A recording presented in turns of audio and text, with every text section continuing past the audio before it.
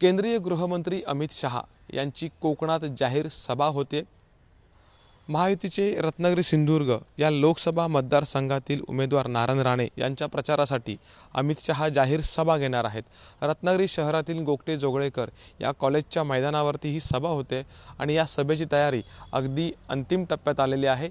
1 लाखाहून देखील जास्त कार्यकर्ते या सभेला उपस्थित राहतील अशा प्रकारचा आकडा किंवा हा आकडा साधारणपणे महायुतीच्या वतीने सांगितला जात आहे। अर्थात 1 लाखापेक्षा देखील जास्त कार्यकर्ते हजर राहतील असा दावा कार्यकर्त्यांनी केलेला आहे।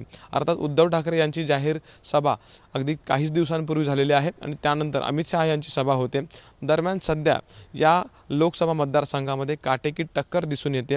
महाविकास आघाडीकडून शिवसेनेच्या ठाकरे गटाचे विनायक राऊत तिसऱ्यांदा लोकसभेच्या मैदानात आहेत आणि या अटीतटीच्या लढतीमध्ये अमित शहा कोकणवासियांना नेमका काय शब्द देतात, काय भाषण करणार आहेत याची उत्सुकता सध्या सर्वांमध्ये लागून राहिलेली आहे। अर्थात अगदी 24 एप्रिल रोजी हा दौरा होणार होता, पण काही तांत्रिक कारणामुळे हा दौरा किंवा ही सभा जी आहे ती पुढे ढकलण्यात आलेली होती आणि अखेर 3 मे अर्थात उद्या ही सभा होते आणि या सभेकडे सध्या सर्वांचं लक्ष लागून राहिलेलं आहे। विशेष म्हणजे या सभेनंतर कोकणातलं राजकीय वातावरण कशा प्रकारे बदलणार आहे, त्याचा फायदा नेमका भाजप असेल का किंवा महायुती यांना कशा पद्धतीने होणार याचे काही तर्क देखील लढवले जात आहेत।